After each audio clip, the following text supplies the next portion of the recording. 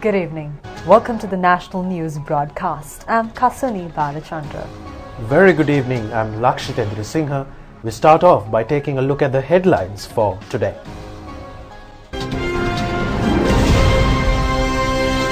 Postal voting begins. The voting will also take place tomorrow. Election Commission states legal action will be taken against the violators of election laws. Election manifesto of presidential candidate of the New Democratic Front, Sajith Premadasa, was launched. The signing of the agreement to form Sri Lanka Freedom Podujana Alliance was held today. The court orders to arrest suspect Anand Samarasekara over the Wasim Tajuddin murder case. More than 70 people have died in a train caught in fire in Pakistan.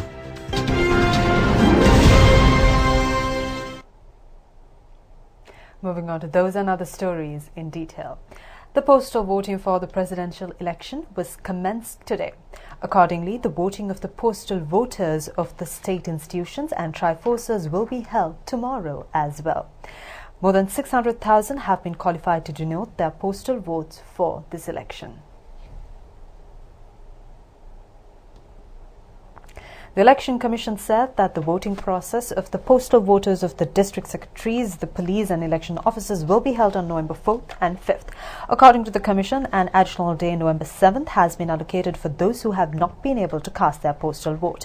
Such persons can cast their postal vote at the district election office in the relevant district where their workplace is situated. According to the Election Commission, the rejected postal voters can cast their votes on November 16th.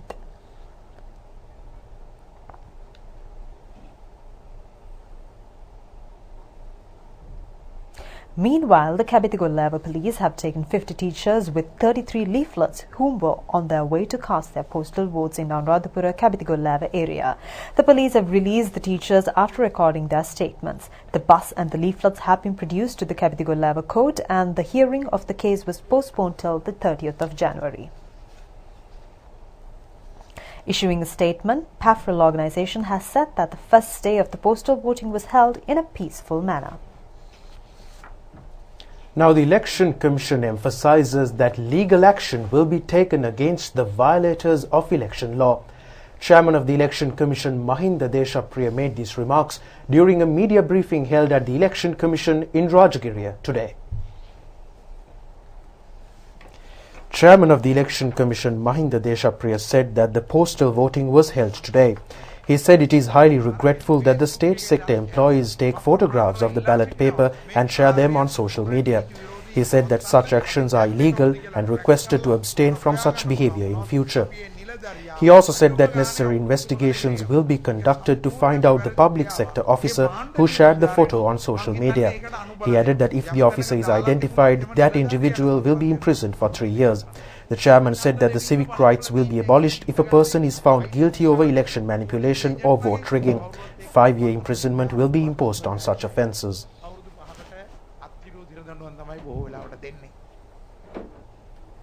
The chairman made remarks regarding the behavior of the media during the presidential election period. The chairman further said that complaints have been received citing that one of the state media institutions is behaving in an unethical manner and investigations will be carried on in this regard.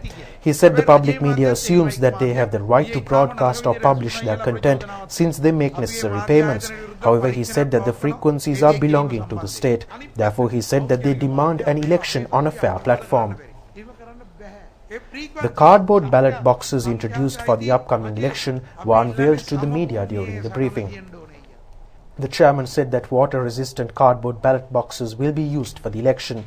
He added that most countries in the world use these types of ballot boxes for election purposes. The counting of the postal votes is set to commence at 5:15 p.m., with the polling period being extended by an additional hour. Accordingly, the counting of other votes is set to commence at 7 p.m. The procedure of casting votes was briefed during the media conference. Chairman Mahinda Deshapriya said that the announcement of the results will be delayed by an hour. He said that the results will be issued on the eve of November 17th. He said that there are 10 to 12 candidates who have extended their direct support for the other presidential candidates. He said that this may result in a less number of polling agents. He said that they expect around 15 polling agents per centre. He said that the vote should be denoted by writing number 1 inside the box in front of the preferred candidate. This is mentioned in the Presidential Election Act. Additionally, the voter can add their second and third votes for one or two other candidates if they prefer. To add these votes, the voter should write number 2 in front of their second preferred candidate's name and number 3 in front of the third preferred candidate. On this occasion, nothing more than the numbers 1, 2 and 3 or a symbol should not be marked. If only a vote for one candidate is given, number 1 can be marked. If a voter has marked his vote with a traditional cross, the relevant ballot paper too would be considered a valid vote. He added that the Commission officials and observers will be present at the centre where the results will be compiled manually. The election manifesto of presidential candidate of New Democratic Front, Sajid Premadasa, is a strong nation, a fair society. The sub-theme of the 80-page election manifesto is there is no limit to what Sri Lanka can achieve. Let us prove it together.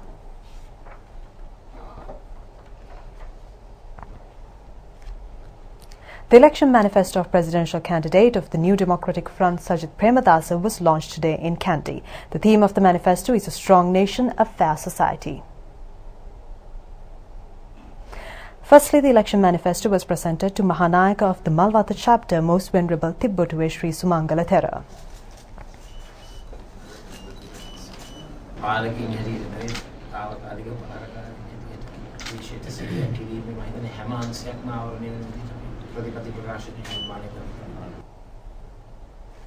Firstly, the election manifesto was presented. Subsequently, Minister Sajid Premadasa presented his manifesto to Mahanayaka of the Askire chapter, Most Venerable Varkagoda Sri Jnanaratna Thera.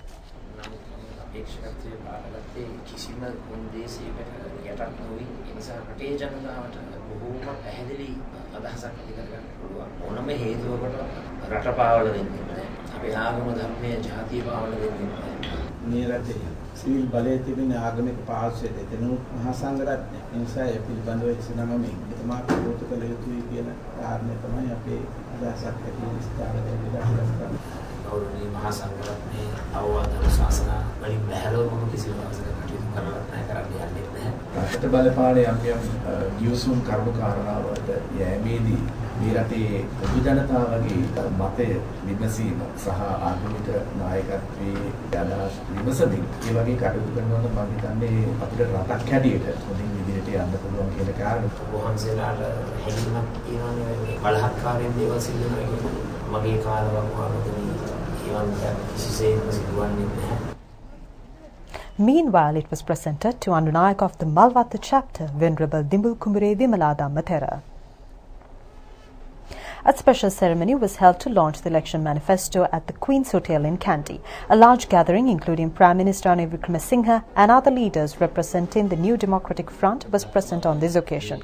Presidential candidate Sajid Premadasa presented the election manifesto for the next 5 years to the Mahasangha, the Prime Minister and the leaders of the party during the ceremony.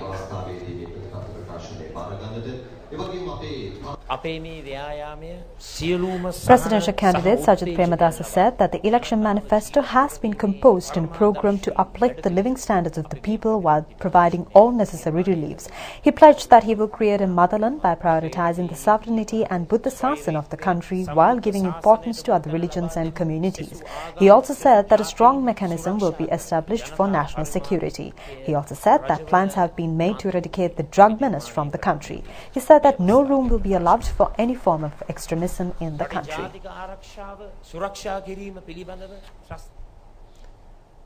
The theme of the election manifesto of presidential candidate of the New Democratic Front, Sajid Premadasa, is a strong nation, a fair society. The sub-theme of the 80-page election manifesto is there is no limit to what Sri Lanka can achieve. Let us prove it together. The election manifesto consists of 20 highlights. The manifesto assures strengthening the economy, digitization of the public service, a rapid infrastructure development program and a consistent trade policy. The manifesto also promises devolution of powers to the provinces, a foreign policy where relations with all countries will be respected and all diplomatic missions will be regularly evaluated on their contribution to the national interests in trade and investment promotions. A national security strategy will be developed after review of the existing national security framework and policies. The review will take place in the form of an audit conducted by a multidisciplinary team of experts, which will include cybersecurity specialists. Based on the recommendations, a holistic and long-term national security strategy with a strong focus on counter-terrorism and preventing violent extremism will be developed. The right to information will be strengthened by improved transparency, a system of proactive disclosure of government institutions, and a speeding up of responses to RTI requests. According to the manifesto, freedom of expression, pluralism and diversity will be protected and defended. It further assures the application of regulations to ensure that the media will remain ethical and responsible, and an independent media council will be appointed to ensure balanced reporting in line with reputed standards such as the fairness doctrine. The manifesto indicates that the constitutional reform process on the executive president acting with the concurrence of the Prime Minister, devolution and electoral systems begun by the Parliament will be completed without delay along with all stakeholders. The new constitution will be approved by the people through a referendum. All National List MPs will be professionals or other distinguished individuals as per the manifesto. It further pledges to clear the backlog of over 725,000 cases and double the speed of the legal system within the next 5 years. This has further assured to digitize court records, procedures to expedite proceedings and create transparency, and a full digital transformation will be completed by 2030. The manifesto assures to launch studies of international best practices in modernizing court procedures and introduce legislation to reduce delays in the judicial system. The manifesto further assures that a new national development bank and a competitive tax regime to accelerate investments to Port City. All businesses with a monthly sale of less than 4 million rupees will be exempted from paying VAT. It has pledged that the government ministers will be required to publish online assets declarations, which will be verified by the Bribery Commission. The manifesto further pledges to withdraw luxury duty-free vehicle permits for all parliamentarians while ensuring they have the necessary facilities to carry out their duties in the service of the public. As per the manifesto, a 10 billion National Venture Capital Fund and a 10 billion National Innovation Fund will be established, encouraging entrepreneurship and innovation.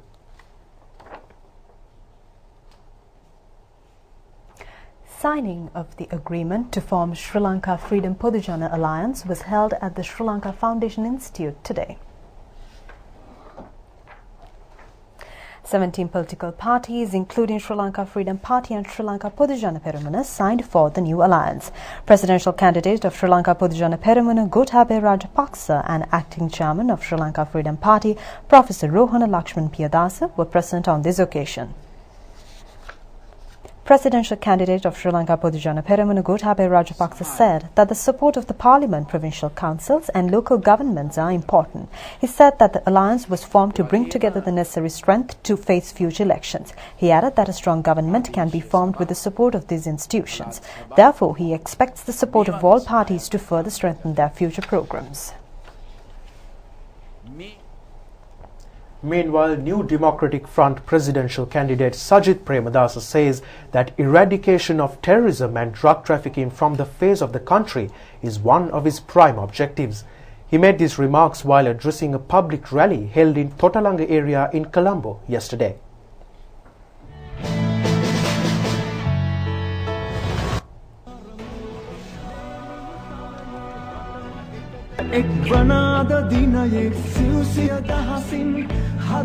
A warm welcome was extended to presidential candidate Sajith Premadasa by the participants at the rally.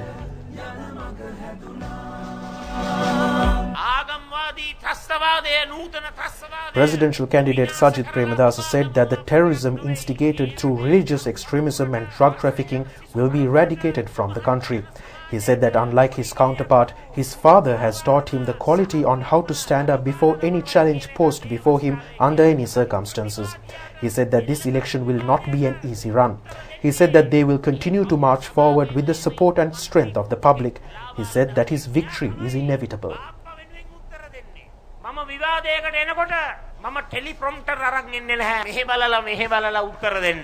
මම කිසිම කෙනෙක් ගෙනෙන්නේ නැහැ. ඔල කෑලිවල ලියලා එවන උත්තරේ ගිරව් වගේ කටපාඩමින් කියවන්න.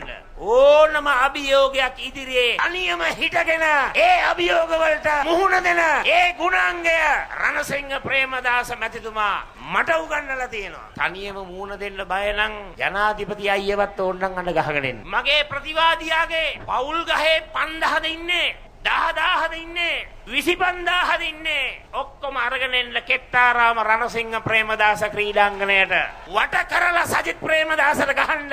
මිත්‍රවරුනි, තනියම පිටියේ මැද ඉඳගෙන ඕනම ප්‍රශ්නයකට උත්තර දෙන්නට මම ලෑස්ති කියන එක මම මේ අවස්ථාවේ ප්‍රකාශ කරනවා. එදා පාර ගේම ලේසි ගේමක් නෙවෙයි. මේ ගේම අපි ගහන්නේ ජන බලයෙන්, අපි ගහන්නේ ජන සවියෙන්, අපි ගහන්නේ ජන ශක්තියෙන්. අපි ළඟ මැර බලයක් නැහැ. අපි ළඟ කුඩු බලයක් නැහැ. අපිට උදව් කරන්න පච වාහිනී නැහැ. ප්‍රතිවාදී සියලු දෙනාටම කියන්න කැමති, මෙදා පාර අපි උඩින්ම දිනනවා. උඩින්ම දිනනවා විතරක් නෙවෙයි, සජිත් ප්‍රේමදාස ඕනම අභියෝගයකට ලෑස්ති.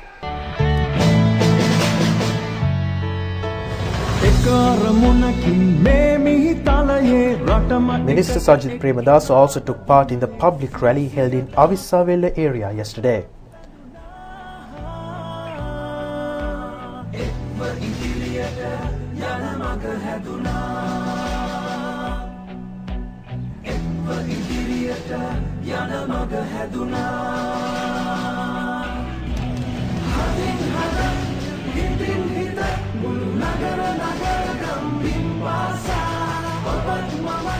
Meanwhile, Minister Sajid Premadasa also took part in a public rally held in Horana. He received a warm welcome from his supporters.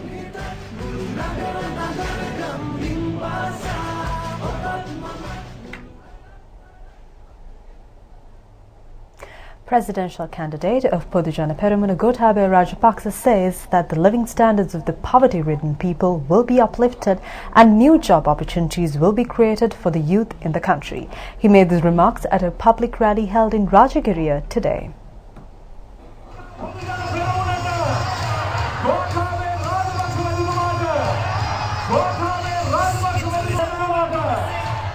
Opposition leader Mahinda Rajapaksa and many other leaders of the party were present on this occasion.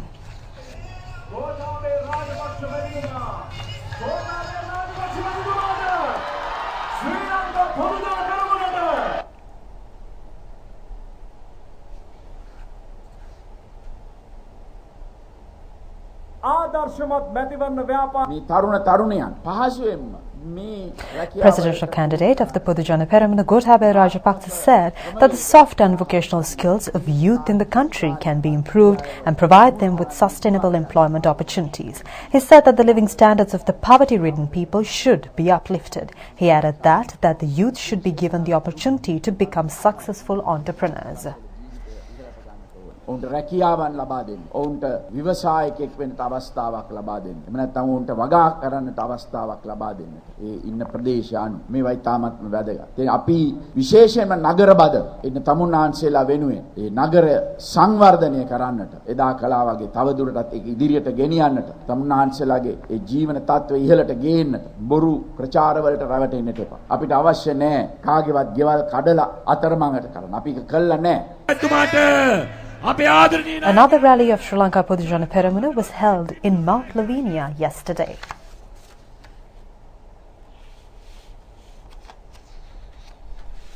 Now, National People's Power Movement presidential candidate Anura Kumar Dissanayake says that a strong government which fulfills public aspirations will be established with special changes to the economy of the country. He made these remarks while addressing a rally in Ampara yesterday.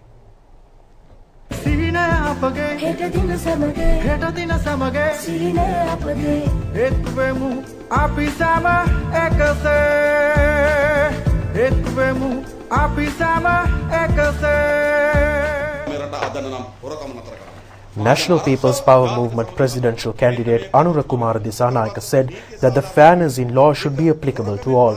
He said that a government should be formed without corruption or mismanagement. He added that the national unity and public security should prevail in the country. He said that if they are given the mandate, they will build the country based on these objectives. Now for several remarks and comments made by presidential candidates. ASP Leonage said that the politicians today are attempting to bring political stability by instigating religious and racial discrimination. This has brought destruction and death in the country.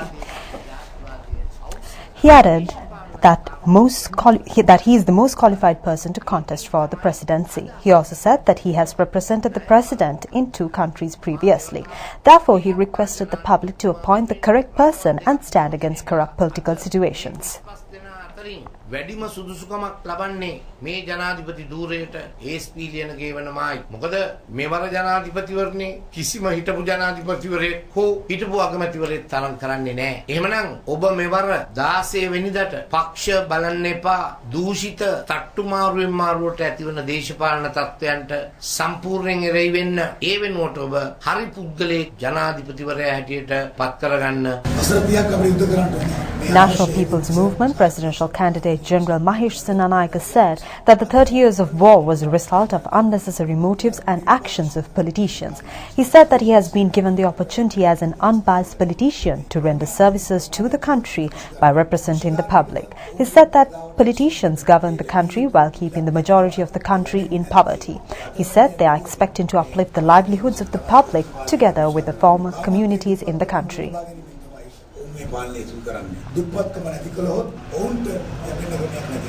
අපි වගේ නිර්වාක්ෂක ජනාධිපතිවරයෙක්ට කිසිසේත් අවශ්‍යතාවයක් නැහැ. මේ රටේ දුර්භාවය වැඩි කරන්න බලාපොරොත්තු වෙන්නේ පැහැදිලිව ඔබගේ ජීවන තත්ත්වයෙන් ළඟ සිටලා මේ කුෂිකාර්මයට සම්බන්ධ සියලු දෙනා එකතු කරගෙන ඒ මගේ නැවතවතාවක් මේ රට සම්පෝෂිත කරන්න. ඔබ දැක්ක පෞගේ දවස් ටිකේ ප්‍රධාන Rohan Pallavata said that the main political parties are launching their election manifestos in the past few days.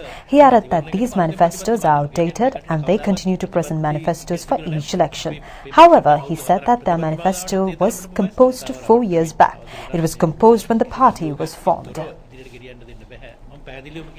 He added that the biggest loan installment has to be paid in the coming year. He said that another loan has to be obtained to pay off the installment. He added that under such a situation, none of the pledges made by political parties cannot be fulfilled. Therefore, he requested the public to take the country's politics in a realistic path.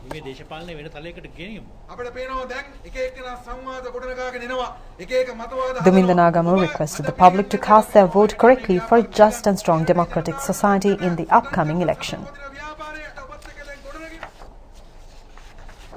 Now, meanwhile, Sri Lanka Air Force along with MAS Holdings, the Sri Lanka Forest Department and the University of Peradeniya launched the second wave of seed bombing inside the forests of Lahugala in Ampara area yesterday and today.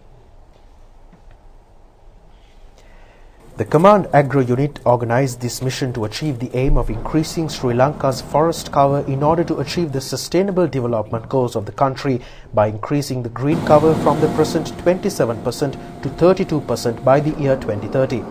The first operation of dropping seed bombs was conducted at Rannorua Government Forest in a 5-acre land area. Approximately 5,000 seed bombs made out of 3 seed varieties, Karanda, Mi and Kumbuk, were dropped from a specially modified SLAF Mi-17 helicopter. The first mission of the second wave launched yesterday evening and dropped 30,000 seed bombs over a 60 area inside the forests of Lahugala in Ampara. During the second mission, another 37,000 seed bombs were dropped. A warrant was issued today for the arrest of Professor Ananda Samarasekara, the former chief JMO of Colombo, for failing to appear in court over the Wasim Tajuddin case. Colombo Additional Magistrate Shalini Pereira issued the arrest warrant, informing the police to produce the suspect to court during the next trial date. Samarasekara is the third suspect in the case and it will be taken up again on February 20th. Counsel for ex-senior DIG Andrasena Nayaka, second suspect in the case, informed court his client will not appear as he had undergone a surgery. Individual indictments were filed with the Colombo High Court against both suspects for concealing evidence. Now, Twitter founder Jack Dorsey announced yesterday that the social media network has decided to stop all political advertising on Twitter globally. Facebook has refused to ban or even fact-check political ads. But Twitter on Wednesday, in a stunning move, said it would go a different direction, banning all political ads from its platform. Twitter CEO and founder Jack Dorsey tweeting, quote, "We've made the decision to stop all political advertising on Twitter globally. We believe political message reach should be earned, not bought." Dorsey's announcement stands in stark contrast to Facebook CEO Mark Zuckerberg's very public position that Facebook won't police political advertising, saying it's better to err on the side of greater expression. Would we ban ads about healthcare or immigration or women's empowerment? And if you're not going to ban those, does it really make sense to give everyone else a voice in political debates except for the candidates themselves? But his position was quickly challenged by critics, including Representative Alexandria Ocasio-Cortez. Could I run ads targeting Republicans in primaries saying that they voted for the Green New Deal? Sorry, can you repeat that? Would I be able to run advertisements on Facebook targeting Republicans in primaries saying that they voted for the Green New Deal? I mean, if you're not fact-checking political advertisements, I'm just trying to understand the bounds here. What's fair game? I don't know the answer to that off the top of my head. Following the confrontation, a left-leaning political action committee called the Really Online Lefty League set out to test Facebook's political ad policies, posting an ad over the weekend that falsely claimed U.S. Republican Senator Lindsey Graham supported the Green New Deal. Facebook took down the ad, demonstrating that it will fact-check ads from political groups, but not politicians. Twitter is deciding it will no longer navigate that minefield, and in a series of tweets, Dorsey took a swipe at Zuckerberg. Quote, "It's not credible for us to say we're working hard to stop people from gaming our systems to spread misleading information, but if someone pays us to target and force people to see their political ad, well, they can say whatever they want." The ban goes into effect on November 22nd. Twitter's stock fell on the announcement. Now, the CAFE organization says that certain main media institutions are smartly violating media guidelines imposed by Election Commission. The CAFE organization pointed out that the violation of media guidelines is a hindrance to conduct a free and fair election. These media guidelines have been introduced under the paragraph 104 of the Constitution. CAFE organization has pointed out that it is the responsibility of all media institutions to adhere to the media guidelines issued by the Election Commission. The organization has pointed out that certain electronic media engage in false news reporting in a manner of prejudicing candidates. The CAFE organization has pointed out that such unethical media acts breaching a free and fair electoral process have escalated to the manipulation of the people's mandate. The All Shares Price Index closed at 5,990.24 points, increased by 32.97 points, and the S&P SL20 Index closed at 2,980.11 points, also increased by 29.78 points at the end of trading in the Colombo Stock Exchange today. Turnover was over 1,278 billion rupees.